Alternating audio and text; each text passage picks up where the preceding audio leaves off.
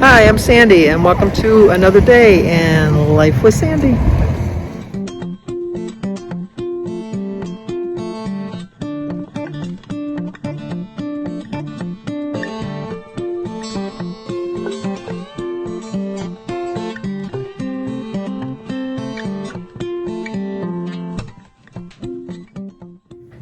Well, good morning. Today is Sunday, March 5th, and we have one birthday, and she got it in just under the wire. She just let me know the other day. It's Christine C's birthday, so Christine, happy birthday to you. Happy birthday to you. Happy birthday, dear Christine. Happy birthday to you. Cha-cha-cha. Well, I hope you have a great birthday because you're celebrating it all by yourself today. I'm sure there's a lot of other people in the world, but you're the only one that let me know today was your birthday. I am doing so well on this plan of not weighing myself. I'm really proud of myself. I'm doing really, really well.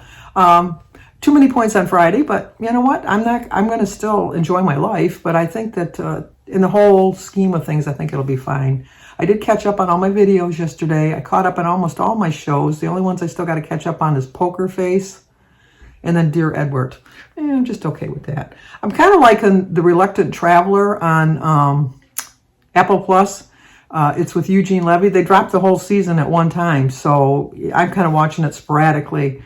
But he's traveling around the world, some different places. He went to the Arctic Circle, and he went to Costa Rica, and it's just nice to places I know I'll never go in my life, so it's nice to see it from a reluctant traveler's perspective because I would consider myself a reluctant traveler. I love once I get to a destination.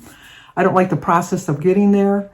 And once I'm there, I do enjoy myself, but then I have the anticipation of worrying about driving home because it's just going to be just as long, that kind of stuff. So I would consider myself a reluctant traveler too.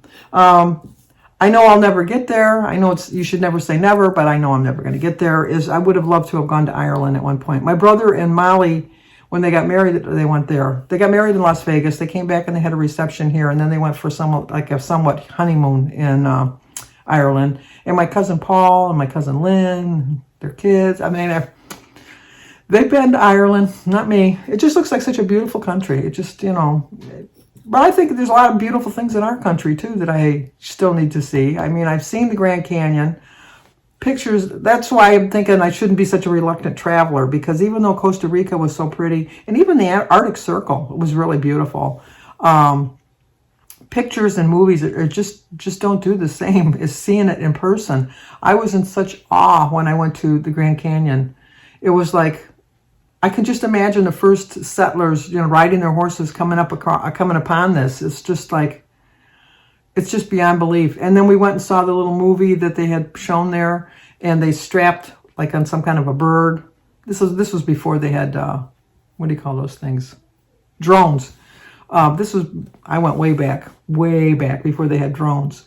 And so they had like on a carrier pigeon or some kind of bird, they had strapped a camera. And so you saw the bird flying, and when it got to the end of the cliff or whatever and took off, it was just majestic. It was just so majestic. Bertie wanted to go on the White River rafting.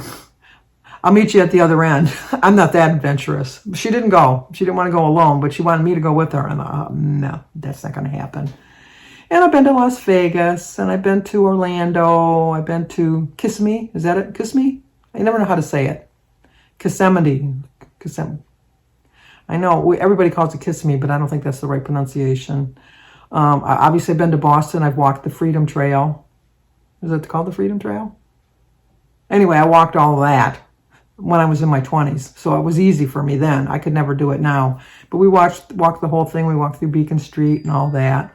I've been to Chicago on the Miracle Mile. I've been to Minneapolis.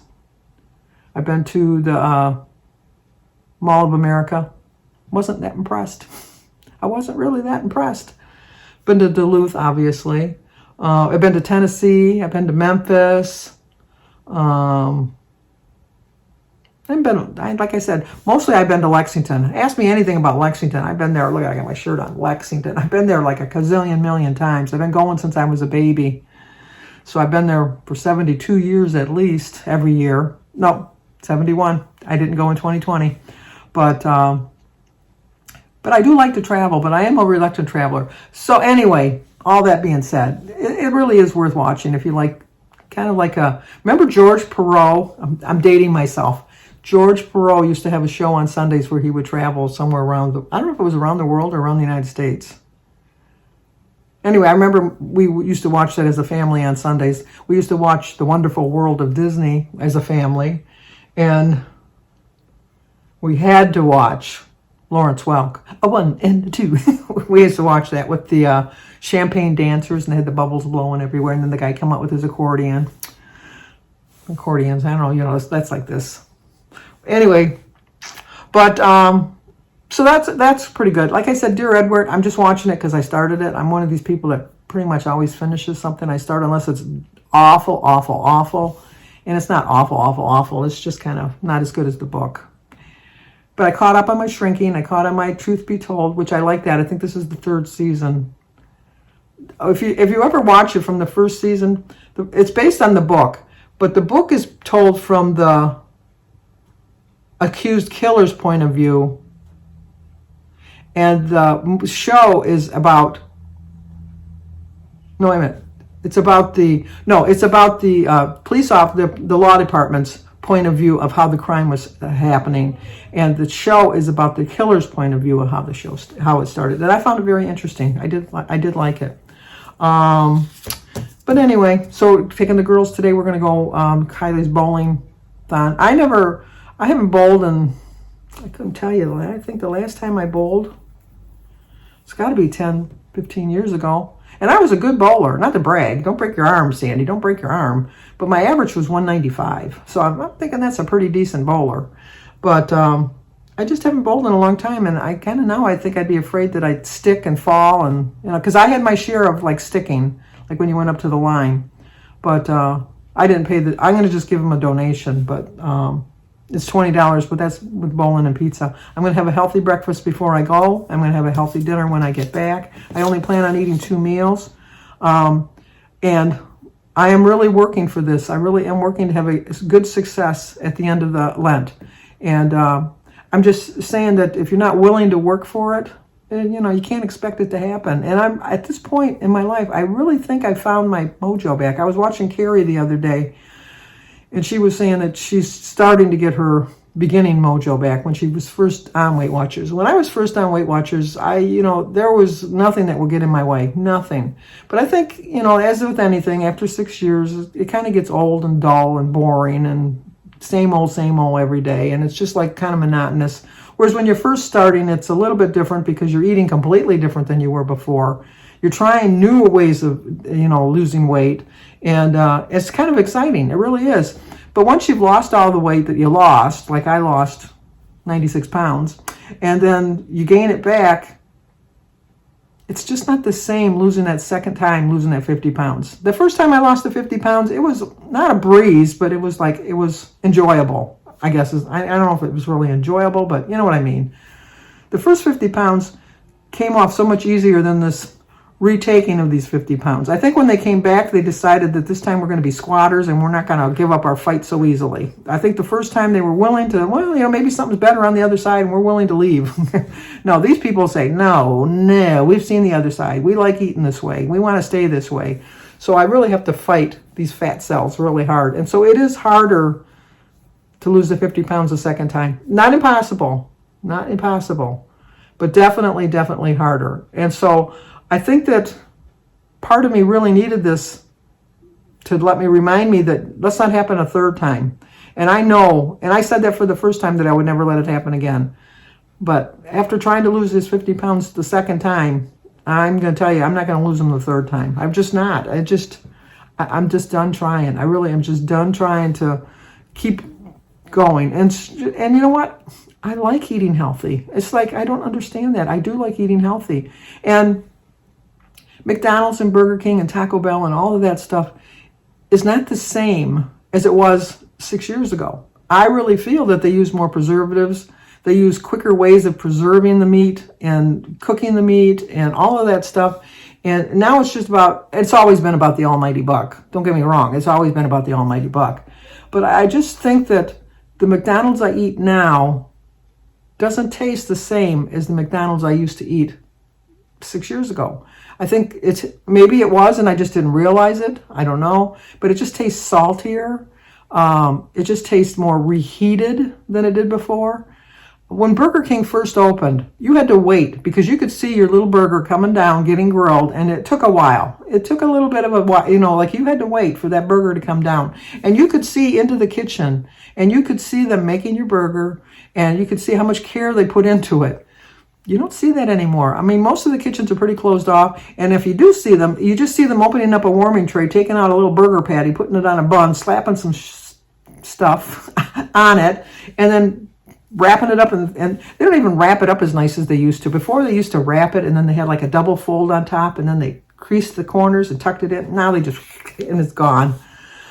But anyway, so like I said, I'm willing to work for it. I was willing to work for it before, so this shouldn't become any big surprise to myself that I'm willing to work for it again. I'm just sorry that I have to be so willing to work so much harder, because I do have to work a lot harder the second time around. So my advice to you people that are losing your weight, don't ever think you can go back to your old way of eating. I'm not saying you can never have a McDonald's or a Taco Bell or cookies or candy or ice cream or anything like that. I just was into the false belief that I had mastered the plan enough that I could know that I've had too much. It was enough. And I didn't master that plan until I gained 50 pounds. And 50 pounds, it just kind of snapped back into reality that, you know what, you haven't really mastered this, Sandy. You really haven't. You need to try a little bit harder. And like I said, I'm willing to work, and I'm working really hard. And I think just the fact that this is the second weekend in a row that I've stayed on plan, I think that it's the proof in the pudding, as they say. The proof in the pudding. How did that saying get started, the proof in the pudding? I don't know. I know that I love the skin of a cooked pudding. I remember telling you this before. And then we used to my mother always taught us how to cook when we were young. It was like one of the first skills that we learned from my mother, other than cleaning. Oh my gosh. We learned how to clean, like on Saturdays, we had to clean all the baseboards and all the rungs on the chairs and the tables and the cabinets and the cupboards and the vacuuming and pull the furniture out. But we learned how to cook too. And then we learned how to do our laundry. So she gave us a lot of life skills, which I think is kind of lacking nowadays. I don't think that very many parents are giving their children life skills, which are, I think, just as important as school skills. But anyway, I don't know why I got on that subject. Let me think for 1 minute. It'll come back to me. I know it will. Oh, the pudding. Proof is in the pudding. Look at my hair. I should stay out of the... Look at it. It looks better like that when you can't see it. Anyway, one of the things that we do is like make desserts. My mother was big on fruit salads because I guess it was just cheaper then. And we'd cut up apples and oranges and bananas and put them in a thing and mix it up. And then she put a little bit of sugar on top. You know, back then sugar was the thing. But anyway, puddings, I always volunteered to make the puddings because nobody wanted to do it because it was so long on the stove. They didn't have instant pudding back then. You had to cook it on the stove. You had to constantly stir it. And I would stir it until it got a little bit of a skin on the top, and then I'd peel the skin off and eat it. And then I'd stir some more and then peel the skin off. And then we had our own little cups, and I'd put all of it in, and then I'd skim everybody's skin off. That was the best part of the pudding. I know it sounds so gross now that I say it, but anyway. Okay, I'm going to go do some stuff around the house, and then I'll give you some clips from the bowling alley. So obviously the Sunday video is going to go up later today. As you know, I don't show you my food on Sundays, but I do stay on track. So, okay, I'll talk to you guys at the bowling alley. Hopefully it's not too loud.